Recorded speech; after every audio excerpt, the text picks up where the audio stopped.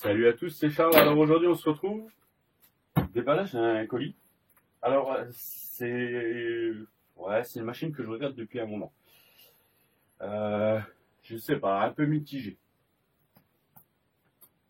Un petit peu mitigé sur le fait qu'elle soit bien ou pas bien. Et en fait j'ai dit pour se faire son idée, fallait que je m'en prenne une fois. Hein. Donc j'ai cherché un petit peu en France, c'est une machine qu'on trouve vraiment pas beaucoup. Surtout, on va dire dans une de ses dernières évolutions, parce que il y en a eu pas mal. Donc maintenant, Mani on a déjà eu plusieurs, c'est sûr, parce qu'en fait, j'ai regardé plusieurs de ses vidéos. Je suis juste en train de chercher mon carton. Comment qu'il s'ouvre? Donc j'ai regardé ses vidéos, hein. Je fais un peu comme tout le monde. C'est comme ça, ouais. Donc et puis je suis tombé sur deux modèles différents. Alors j'ai failli prendre celui sur une autre annonce.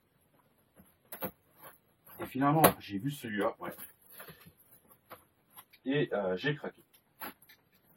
J'ai craqué sur celui-là pour plusieurs raisons. Ouais.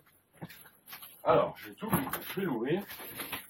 Pour l'instant, comme ça, vous voyez pas trop. Surtout là derrière, planté. Parce que sur le carton, on ne peut pas louper ce que c'est. Alors, il y a un autre truc, je ne l'ai pas pris en France, vous vous en doutez. Et ça se voit tout de suite rien qu'à l'emballage, parce que là, en fait, c'est le carton d'origine de la machine. Malheureusement, vous faites ça en France, vous avez vraiment presque une chance sur deux que le colis n'arrive pas. Désolé s'il y a des livreurs qui me suivent. Les Allemands envoient souvent dans le carton des machines, et là maintenant, une personne sur le groupe Facebook, RC Garage 68, l'a malheureusement testé dans la période de Noël. Donc là, c'est vrai qu'il y a beaucoup d'intérimaires dans les sociétés de livraison. Et il a commandé un X-Max chez RC Fox, donc en Allemagne, et il n'est jamais arrivé. Et en plus, le pire, c'est qu'il y a un statut livré. Et ça, c'est pas cool. Donc c'est vraiment que le livreur se l'est mis dans la poche. Donc un petit cadeau à un peu plus de 1000 €, c'est sympa. Sauf pour l'acheteur. Donc en France, on a toujours le suremballage. En Allemagne, ils en ont pas besoin. Donc il y en a peut-être qui reconnaîtront quand je fais comme ça. On voit bien sur le dessus. On voit bien sur le dessus. Mais le côté, c'est encore pire. Donc c'est un modèle en roller. Moi, j'ai normalement ce qu'il faut pour le passer l'équiper. C'est vrai que je voulais préparer, j'ai rien préparé de nouveau en électro. Je chercherai après si j'ai le temps. Alors, on va le basculer, comme ça je peux regarder le carton. Donc c'est un E6, un Team Magic E6 V-Gen. Donc je sais pas la combienième version c'est, puisqu'il y a eu les E6, si je me rappelle les troopers, les HX, les HX2, HX3, ouais il y a eu, voilà. Il y a les V-Gen, il y a encore d'autres maintenant, mais voilà. Le V-Gen, on en trouve quelques-uns de temps en temps, et il est quand même bien équipé. On a donc une couronne centrale, bon allégée. Ça, je sais pas si c'est vraiment utile pour nous, mais bon. On a tous les diffs, les corps de diff, tout en métal. On a les pignons d'attaque et couronnes de diff en CNC, donc usiné, pardon. On a un skid, pareil, usiné dans la masse. On a les pivot balls pour les portes-fusées en alu. Normalement c'est en plastique, donc on cassera pas les alus. Par contre, je pense pas passer sur les portes-fusées complets en alu. L'autre sur lequel j'avais hésité, les avait même les bras alus. Donc dans les bras alus, je serais repassé en bras plastique. Les porte-fusées plastiques, au pire, ce que je vais faire, c'est que là, je dois faire une commande. Je vais m'en commander une paire en rab. C'est les mêmes pour devant, derrière. Donc, c'est pas perdu. On a les cardans en acier renforcé. Les supports de carrosserie en alu anodisé. Amortisseur en alu, réglable. Donc, sans les cales, mais avec la petite molette. Quadrant chime for différentiel. Donc là, c'est des petites plaquettes qui sont dans les cordes de différentiel. Dust freeness. Ok, il y a... Oui, j'ai compris leur truc. Donc en fait, on a des capuchons borgnes pour, pour les hexagones de roue. Donc on a des hexagones borgnes. Donc ça, on verra, parce que vu que c'est un occasion, je sais pas s'ils sont encore, j'ai pas fait attention. Bon, on a des roues. Les roues ont l'air pas mal. Moi, j'ai déjà quasiment le même modèle. En fait, c'est le même profil. Là, que j'avais sur le Keter. Donc là, on va les avoir, je pense, en plus petite. Ça va pas être les mêmes. C'est déjà pas les mêmes jantes. Les jantes là, je les adore. C'est des roues. Celles-là, je les adore. Pardon. Il y a les noix de diff qui sont renforcées. Les pignons de la boîte. Parce qu'il y a une boîte de réduction au centre. Donc les pignons sont allégés, la boîte centrale est en alu. Pardon. On a un renfort devant, en alu.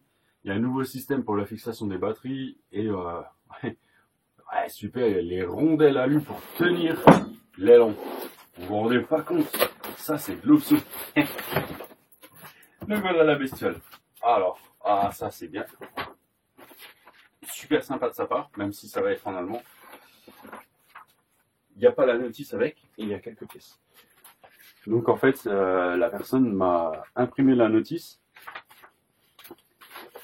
Donc, et on a la notice de montage complet. Donc vous partez du châssis, il y a la boîte déjà. Pardon. Et vous pouvez mettre toutes les pièces. Il y a vraiment tout. Donc ça j'aime bien.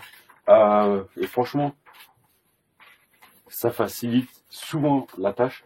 En fait, maintenant, vous prenez un ZF7, si vous voulez, vous le démontez complètement. Vous triez juste vos vis un petit peu, vos pièces, vous nettoyez tout. Et quand vous remontez, vous prenez la notice du DF7 et en fait, vous pouvez le remonter. Parce que c'est la notice de montage. Donc, c'est génial. Alors, on a donc différentiel central, différentiel avant-arrière.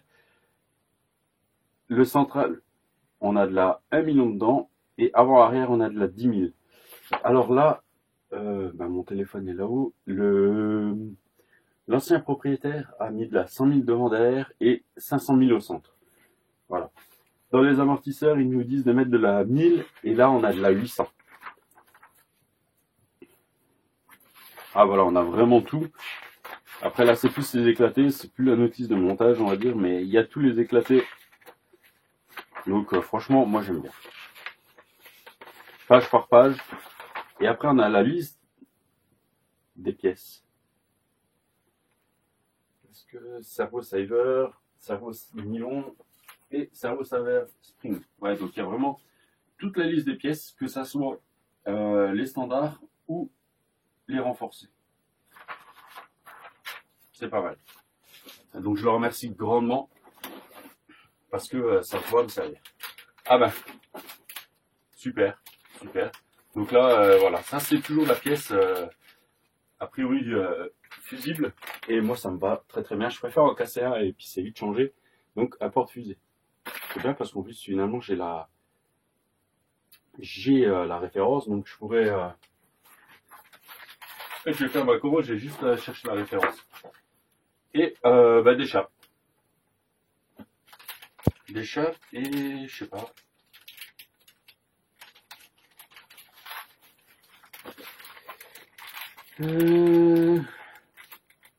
C'est ça. Il a inversé les sachets. Je regarde juste parce qu'il y a. Je vais vous montrer dans le sachet ce qu'il y a. Je vais reprendre d'autres sachets. Donc là on a la chape. Plastique est assez dur. Et là on a d'autres parties. Donc là pour l'instant, je sais pas où est-ce que ça va? Alors, on va faire juste ça. Et en fait, je vais tout ranger dedans. Hop.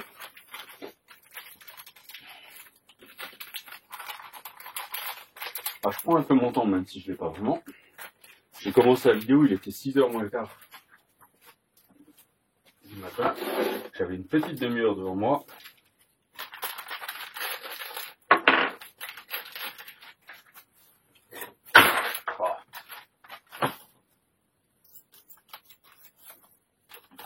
Voilà. Moi, je vais faire comme ça pour l'instant. Alors, j'aurai pas beaucoup de pièces. Je vais voir où est-ce que je vais les ranger. Parce que les autres machines, maintenant, je me fais des bacs.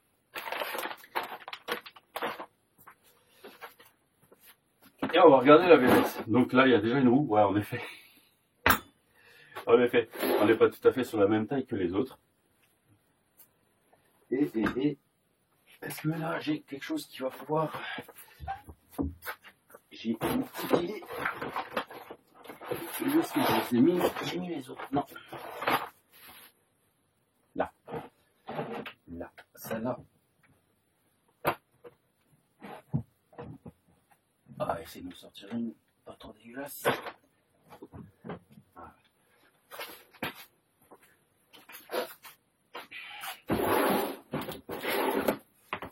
Donc là, c'est la roue d'origine. Elle est assez dure, je sais pas.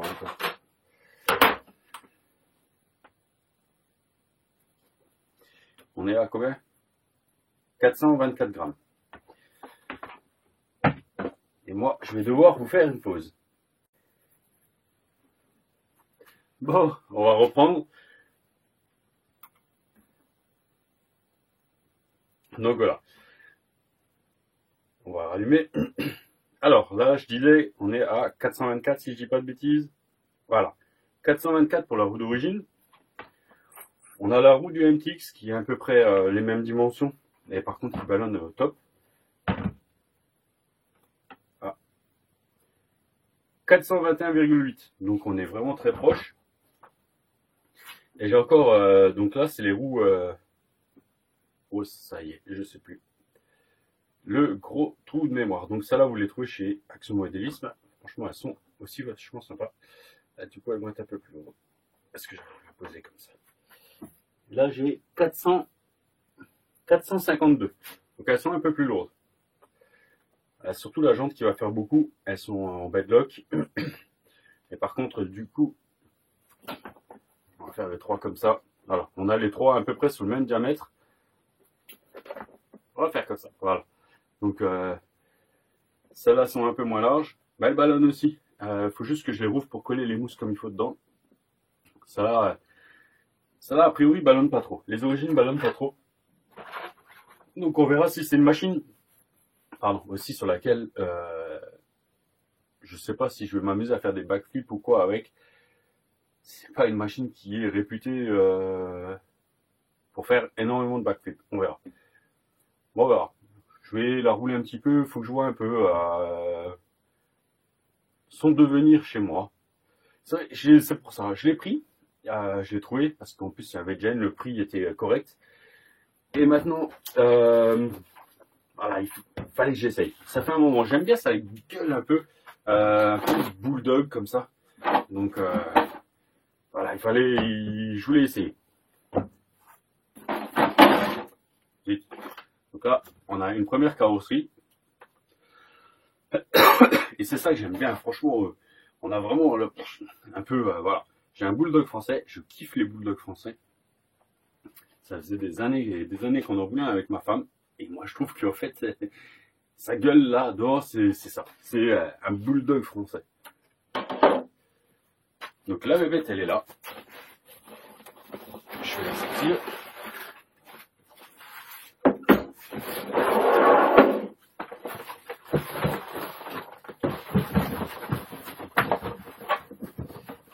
Voilà. Comme ça, le carton ira à côté. Donc j'ai les deux carrosseries. Donc ça, c'est une carrosserie qu'il a refait par la suite. Ça, c'est la carrosserie d'origine qui qu'il avait fait avec les stickers et tout, donc il la pince et... Ouais, il a... Je sais même pas. Non, je sais même pas s'il est métallisé. Non. Donc par contre, ouais, bon, bah, en noir, on n'a pas forcément besoin de la baquer. Donc à voir. Et il a refait celle-là. Donc moi, je vais rouler certainement avec la jaune, parce que c'est celle que j'aime le moins des deux. Hop.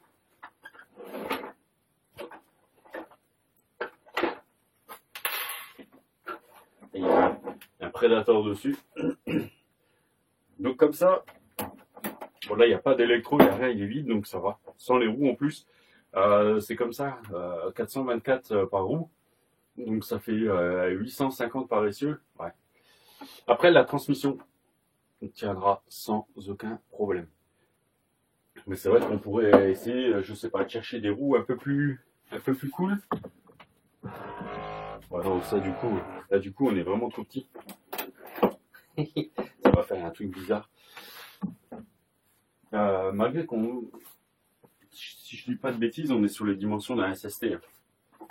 Donc en fait, ouais. Bon, c'est une machine qui neuve, ouais, elle pique, ça pique. Hein. Donc, ah, celle-là a aussi reçu un peu sa dose de scotch. Alors, ce qu'on peut faire aussi, c'est, franchement, et je pense que je vais certainement le faire, c'est ouvrir. Donc là, on a on a vraiment des ouvertures dans les écopes, tout, mais la carrosserie derrière est complètement fermée.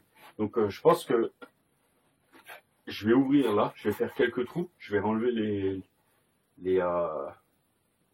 ah, ça y est, les écopes, et faire 3-4 trous là, derrière pour qu'il y ait un peu d'air qui rentre, et là en haut, bah, je pense que dans la carrosserie, je ne vais pas m'embêter, je vais prendre une petite scie cloche,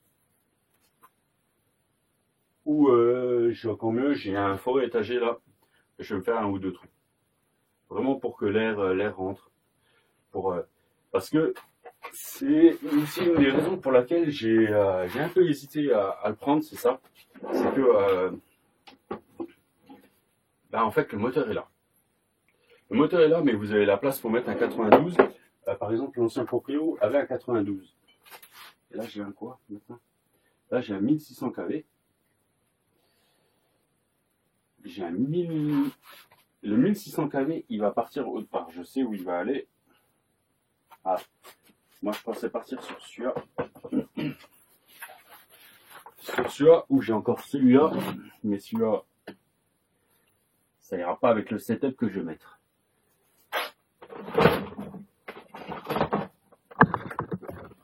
Je vais le garder pour une autre machine. Voilà. Ça, c'est un peu l'électro que j'ai dispo là. Je l'ai habité dans ma boîte.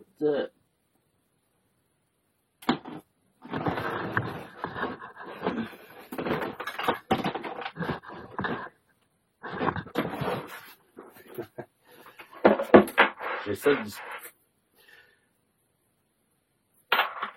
Alors, en dispo, j'ai soit un 42-82 en 1750 kV, qui je pense ira pas trop mal. Là, c'est un 42-92 1420 kV. Il va aussi parfaitement. Mais je sais pas. Ouhou. Et là, j'ai un peu plus méchant. Et encore plus méchant. C'est un Hobbywing, donc un 49-90 en 1650 kV. Et là, par contre, c'est le système de lipo qui me gêne un petit peu.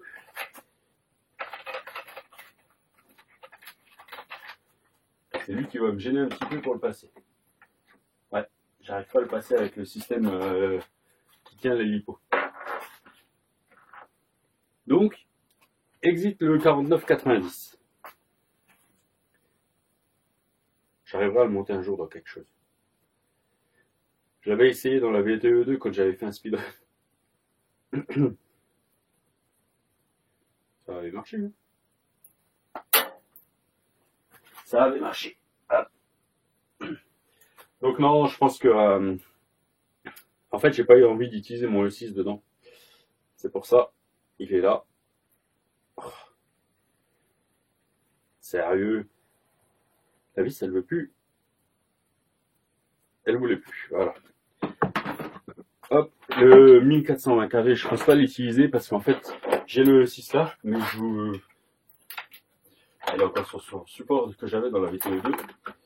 Il irait hein, parfaitement là au milieu, il serait aussi bien placé, il serait tranquille. Il passerait tout juste. Mais non, je pense pas. Je pense partir sur le combo. Donc 1750 kV, 1780 pardon. Donc 1780 là, perché un petit peu. Et sur la Torque 185, voilà. Wow, vous savez ce qu'il y a, la galère qu'il y a. Les câbles. Les câbles ils sont tout juste. Ah, c'est bon. Attendez, j'ai juste regardé. Hop.